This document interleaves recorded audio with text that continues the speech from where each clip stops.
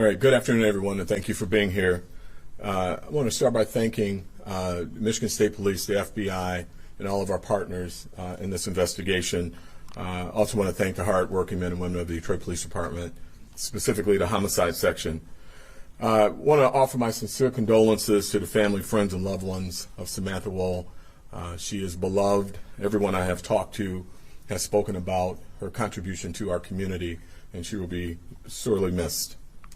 The purpose of this press conference is to bring clarity to the incident that has brought attention of our community, local and national leaders, and even international outlets. I'm going to lay out what we know now. I'm going to bring up the Deputy Chief over our homicide unit, and then we'll conclude with some comments from the FBI on this case. I hope everyone understands that we're limited in the information that we can share. This is an active investigation, and there will be points where we cannot share information. On the morning of Saturday, October 21st, a 911 call came into our 911 call center, and the call was regarding an incident that occurred at the 1300 block of Joliet Place. It was described as a person laying on the ground unresponsive. Responding emergency units made the location and declared that the victim was dead on scene. Upon investigation, it was determined that that victim was in fact Samantha Woll. While at the scene, police officers observed a trail of blood leading officers to the victim's residence, which is where we believe the crime occurred. An examination of the victim led to the discovery of multiple stab wounds on her body. What we know right now is that the victim, Ms. Woll, was at an event Friday evening. She left the event at 12:30 a.m. By all accounts, she was not in any discomfort, any distress. She was her normal, positive and pleasant self, as described by some people that we have interviewed. There was no signs of forced entry. Again, there was no signs of forced entry at her residence. We believe that there are no other groups or anyone else at risk in regards to this particular incident. We believe that this incident was not motivated by anti-Semitism and that this suspect acted alone. Again, that is what we know at this time. There are several factors that has led us to this conclusion. We are not in a position to discuss all of them at this point. Obviously, there are parts of the investigation that we cannot get into. Again, it is germane to the closing of this case. There are certain factors that are only shared by the suspect and our investigators. So there are certain key points that we, again, will not be able to discuss. At this time, I'll bring up Deputy Chief Sloan to get into some of the areas that we can discuss with you. Deputy Chief Sloan. Yes, sir. Thank you, Chief. Good afternoon, everybody. Sadly, Ms. Samantha Woll was found deceased in front of the 1300 block of Joliet Street on Saturday around 6:30 a.m. She was suffering from apparent stab wounds to her body. We are currently working with our partners, as the Chief mentioned, from the FBI and Michigan State Police to establish exactly what occurred in the hours and days prior to Ms. Woll's death. At this point in the investigation, we are examining every piece of evidence we have uncovered to determine what exactly led to this incident, as well as following up on the extensive amounts of information that we have gained during our investigation. We have and are in the process of conducting countless interviews to learn everything about Ms. Woll's life, including any possible motive or opportunity to harm her. What we do know, again, from what the Chief mentioned, is that Ms. Woll did attend an event on Friday evening, which we know was a wedding. She did return home around 12:30 a.m. on Saturday morning, and we did discover no signs of forced entry to her residence. At some point between returning home from this event and in the early morning hours when she was discovered, Ms. Woll was unfortunately fatally assaulted. By all accounts, Ms. Woll was very well liked in the community, so it is clearly very shocking to her family and to her friends that this incident has occurred. I'd like to extend our gratitude to the men and women of the homicide section, our partner agencies, for the endless hours that they have dedicated to this investigation. We are committed to our continued work with our partners to identify the person responsible in this incident. Again, the investigation is ongoing, and we continue to ask for the community's assistance in solving this crime, either through 1-800-SPEAK-UP or Rewards TV. Thank you. FBI, sir. Thank you, Chief. Good afternoon. My name is Chevalier Gibson. That's spelled C-H-E-Y, V as in Victor, O-R-Y-E-A. Last name Gibson with a B. I'm the special agent in charge here in Detroit for the FBI, which covers the entire state of Michigan. I want to thank all of you for being here today, and thank you, Chief, for this opportunity. I want to express my sincerest condolences to Mrs. Woll's family, her friends, and the community during this tragic loss. As stated by Chief White, we are providing technical, forensic, and investigative support during this DPD investigation. And I will say, if you have any questions with regard to the investigation or any facts thereof, I'm going to defer to Chief White at this time. And again, thank you guys for being here, and thank you, Chief White.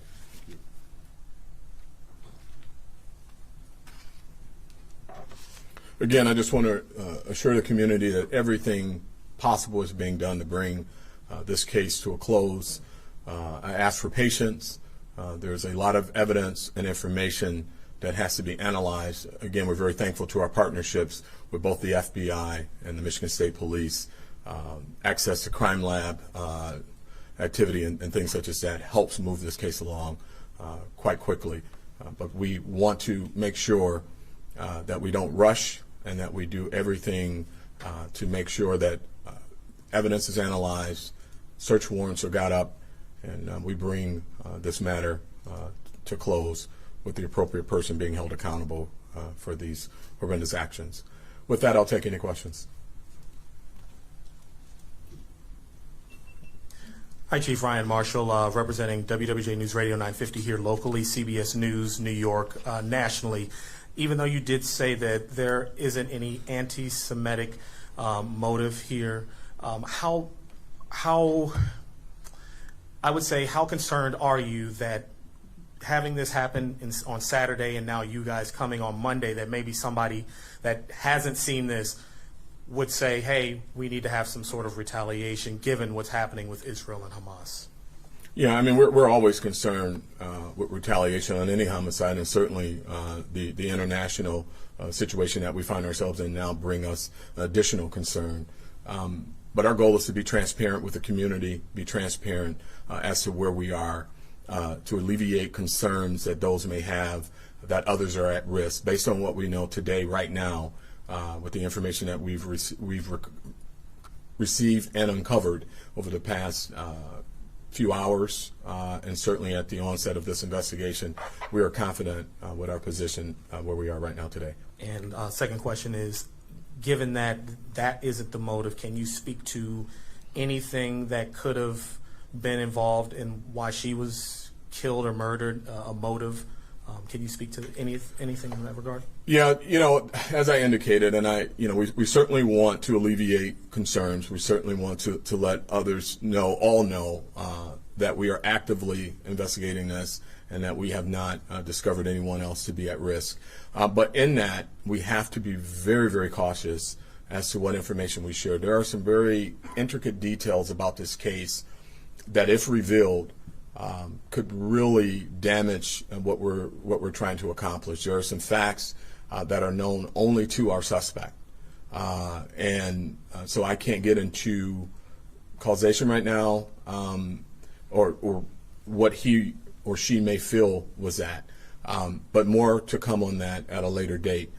Right now, what we want to do is get every bit of information we can clarified, analyzed, the evidence that we have analyzed, so that we can put more information out to the community to help us identify and bring the suspect to justice. Thank you, Chief. Chief White, my name is Alex Brachet from ABC News. Thank you for taking our questions. You've mentioned suspect a couple of times, so I'm just curious. I mean, do you have a suspect or suspects here?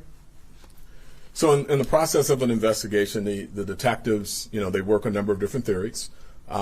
We are working through what we have identified are some persons of interest, and we're very confident on the track that we're on. But we're early. We're very, very early in this investigation. And once they're done with that level, each area of the work requires specific investment of time, concentration, and development on its own. And so to answer your question, the short answer is we have a number of people that give us interest. We are just short of calling one of the people a suspect, but we are working to that end, and we will be there. But it just takes time, and again, I'm asking for patience as we work through every aspect of what we're doing. There's a lot of information to be analyzed. Investigators have worked literally nonstop since we received this case, and I'm confident in the hard-working men and women of the Detroit Police Department. They are really, really good at what they do. I just got to give them time to do it, and we're going to get there. So yes, we are confident that we're going to develop a suspect. We're not there right now as of this press conference. I understand. My second question for you, sir, is can you give any clarity or any theory as to how Ms. Woll ended up outside of her house, that trail of blood that led to the sidewalk? Yeah, and we've worked on that, and the detectives have worked on that, and we're working right now with, I will say that some of what I'm going to say is somewhat graphic, well, very graphic, and again, my heart goes out to the family who may be hearing this and not be easy for them to hear. But we are working with the Michigan State Police and the FBI on blood splatter experts that will determine certain things about the event. What we believe to have happened is after she was attacked inside the home, she stumbled outside and collapsed in the yard. So that's where the blood trail appears to lead us, and we're pretty confident with that assessment. But we're going to confirm that through forensics and experts in that field. Thank you. Hi, Chief. Jesse Kirsch with NBC News. Appreciate you doing this. You mentioned that she left a wedding around 12:30 in the morning and she was attacked inside the home. We've heard from sources that she did not have any defensive wounds. Did she leave this wedding alone? Yeah, I can't get into that.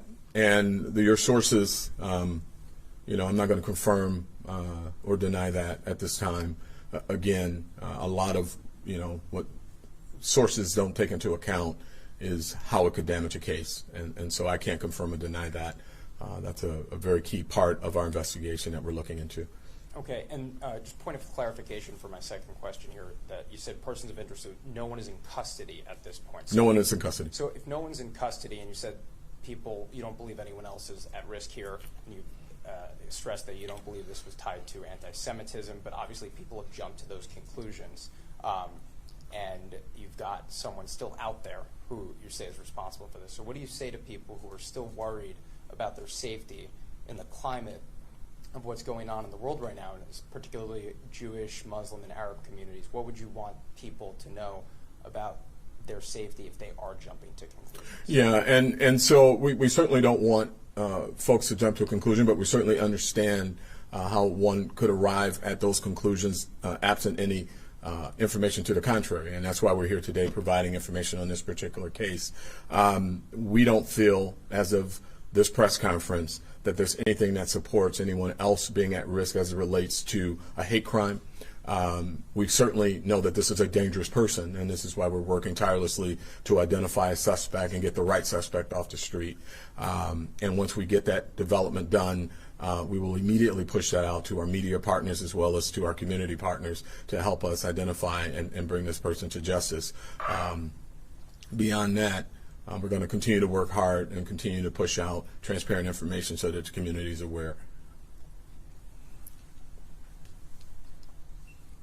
Afternoon, Chief. Malachi Barrett from Bridge Detroit. Yes, sir. I I'm wondering, I mean, it seems as though the cause of death has been pretty well established as stabbing at this point, but I'm wondering if an autopsy has been completed and if you're able to tell us how many times she was stabbed or, you know, anything else about the cause of death. Yeah, this is going to sound like a rerun from me, and I apologize. I know you have a job to do, and I hope you appreciate we do too. That number is important for us to keep close. It could be the one piece of evidence that breaks the case open if we're talking to the right suspect that would know that, no one else but the police does. So right now we're not going to release that information. And the autopsy, yes, an autopsy was completed. I don't think we have the results yet, do we, DC? We did receive the post, yes. Oh, okay, we do have the post now, so, but I can't release any information in it. Okay. And I know the timeline is still being put together, but I'm wondering how long she was potentially on the sidewalk or outside her home. Yeah, and you know, and I'm prefacing my comments again, I can only imagine the heartbreak that the family's hearing every time I open my mouth about this case. We're confident that she was there quite a while.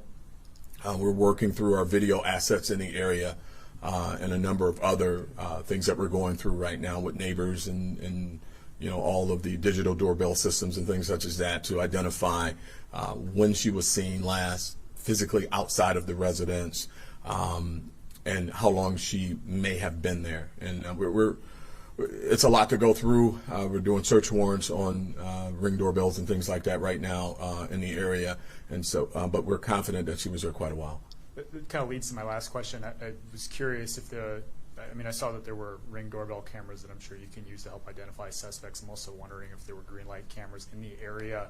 The condo neighborhood itself seems to be pretty self-contained, but has that helped you identify, you know, potential suspects you're looking into, persons of interest? Yeah, so as you know, one of the provisions of the green light is that there's no facing of residential communities. That was a concern early on. I think you may have been part of some of the conversation around that. But as it relates to routes of travel, they could certainly be useful. We just have to get there once we figure all of that out. We'll certainly be looking at green lights and other video systems to see routes of travel. You know, one of the things that's of particular interest to us is when she left the wedding, does a vehicle appear with her in more than one stop, right? So we'll be tracking her entire route digitally that she took from the wedding to see if anyone was following her. And if you see the same vehicle in two different places near her, that would be of a concern and an issue for us. And where was the wedding? We won't do that. All right, thank you.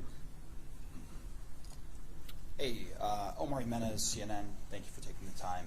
I know you. I'm sorry, who are you? Omar Jimenez, CNN. Oh, okay. Thank you for taking the time. I know you said that at this point you haven't seen any indications that this would be any form of anti-Semitism. I guess my further clarification and question is, if you don't have a suspect identified and you haven't shared what led up to this killing, what makes you so confident that this isn't? Essentially, have you ruled it out despite not having found it just yet?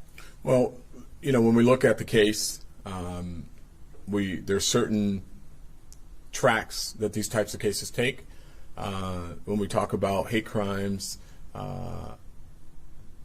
know, there are certain tracks that they take, and we have looked at this particular track, and we're confident with the information that we have right now that this is not what we have right now. But this is, you know, a 2-day investigation that is ongoing.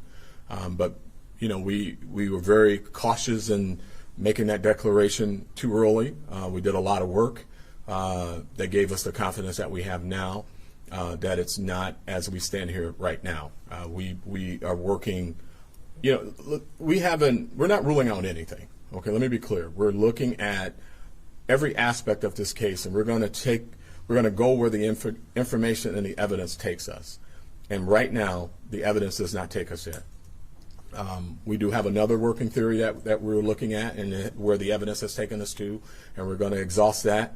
And then if we get there and it takes us somewhere else, we're going to exhaust that, and we may be back here having different conversation. But as of this press conference, we are confident with what we've seen and what we are saying.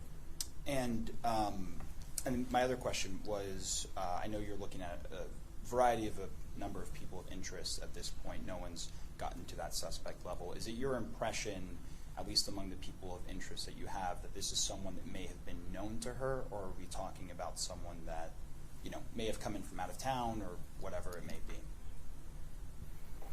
We have not exhausted anyone as a suspect. Anyone. We are confident we're on the right track, but I'm not prepared to tell you the relationship between her and the suspect as of yet. I think it would be irresponsible at this point. We've got to give the investigators more time to detail out their investigation and pull evidence, and we will be back here to update the case. But right now, I think it would be irresponsible for me to say that. Hey there, Reuven Fenton with the New York Post. Hello. Hello. Just to continue off what you were just saying, and you said you're not ready to speak about the relationship. I assume you also mean or lack thereof. In other words, is it also possible? You're not saying whether they knew each other or not. Exactly. I'm not confirming or denying what the investigation has revealed thus far. A minute ago, you spoke about you have a theory you're going with right now. I mean, is there in regards to that theory, in terms of motive? Well, maybe this is a kind of a moot point because you can't really speak on it. But I mean, can you elaborate at all about the nature of the motive, if you know what I mean? Is it a motive pertaining to a desire one person had over another, and I don't know. Is there anything you can say about this working theory? Yeah, and I know where you're going. And when I say theory, I don't want to characterize it as a cavalier assessment of information. I mean, it's beyond a theory. But what the investigators do is they look at the evidence, they look at all the evidence and a number of different things that we're not going to discuss today, and they begin to go down certain paths as to what is likely to occur, what possibly occurred throughout a course of events. And it starts with literally investigating every aspect of who she's been in contact with, her course of travel, who she interacted with, who was the last person she talked to, and all the way back, and develop suspects. And so in the course of doing that, you look at certain things such as, was this a home invasion? Okay, and then you either make the determination that it either was not, or maybe.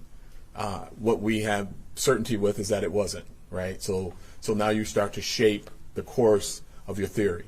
Then you look at, was this a hate crime? Then again, you use that same three-step method. Is it possible? Is it yes? Is it no? And if so, what areas would you be looking for? And these are experts that do this. And we're confident that we have any indication at this point that that's the case. And then we go down the list of many, many, many things, from relationships to friendships to you name it. We don't rule out anybody without verification that they're not a suspect, and that includes neighbors and everyone. And so that's where they're at right now. But as you do that, you build out a theory as to possibly what happened. But it's a very deliberate process. It's not something that's done in a vacuum. These are trained expert investigators working with the FBI, the Michigan State Police, and our other federal partners to ensure that we look at everything. So that's where we're at. I know where you're trying to get me to go, but as I indicated, I can't get there. And I see on the stripes on your arm, you've been a cop for a long time. I mean, have you ever, in terms of what you've seen over the many years you've been doing this, I mean, how brutal was this, and then the scope of things that you've experienced and you've seen? I mean, have you ever seen anything like this before? Yeah, unfortunately, I've seen similar things. Anytime that you have a loss of life in our community, it's a tragic day for us. And certainly when you hear about her contribution to the community, to society, and the great loss, all the people that she's helped, and literally everyone that I have heard from, and it's been a lot of people, they start the conversation all the same, how wonderful of a person she was. So that's a great loss to our community and to our city.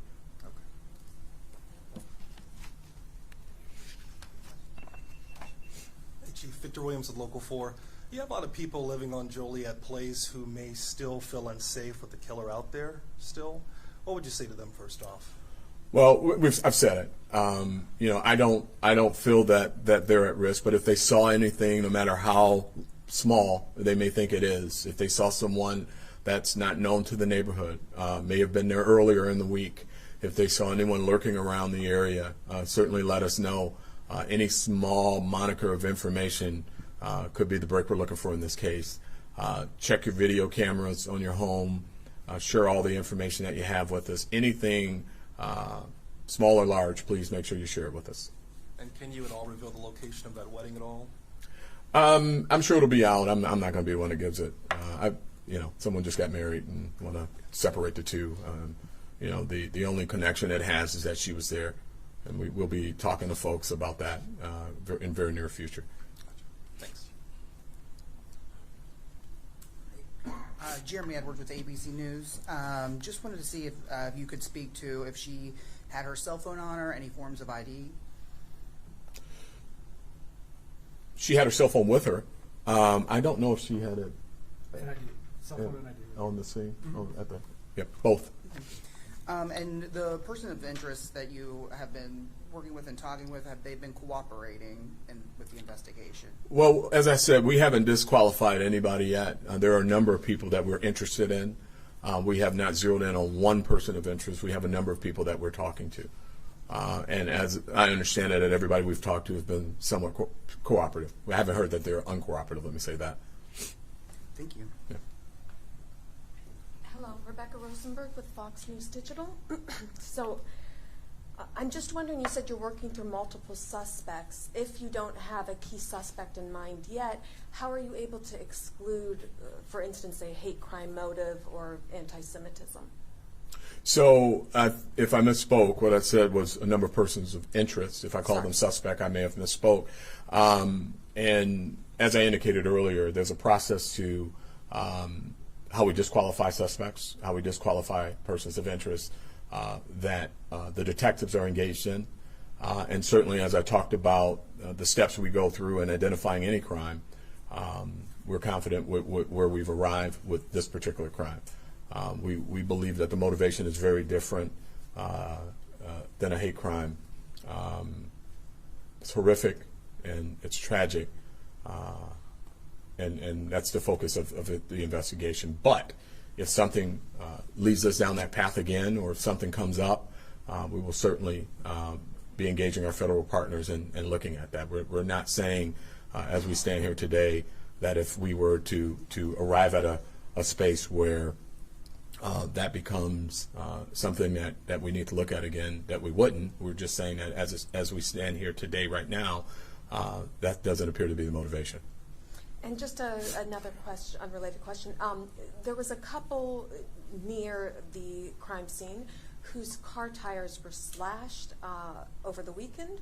They had left town on Friday, returned Sunday, and it was an older couple. Both their driver's side tires were slashed. They said they alerted police on the scene to this. They are actually just had the tires replaced, but nobody came, processed the car for evidence. It was probably 300 feet from the main residence. Have you guys looked into that? Do you think it could be connected? Well, we certainly will look into it. I don't know if it's connected, but we'll certainly look into it. Thank you for that information. Thank you all for coming today. All right. Thank you. Is the federal nexus, is the reason the FBI is involved just to see if it was a hate crime, or is there some other federal nexus involved in this? Well, as you know, our federal partners, as well as the state police, have worked with us on a number of homicides, so this isn't unusual. But certainly having them here on this one, we'll be looking at all of those avenues. But we work together and continue to work together on a number of homicides with our federal partners. Thank you all for coming Thanks. today.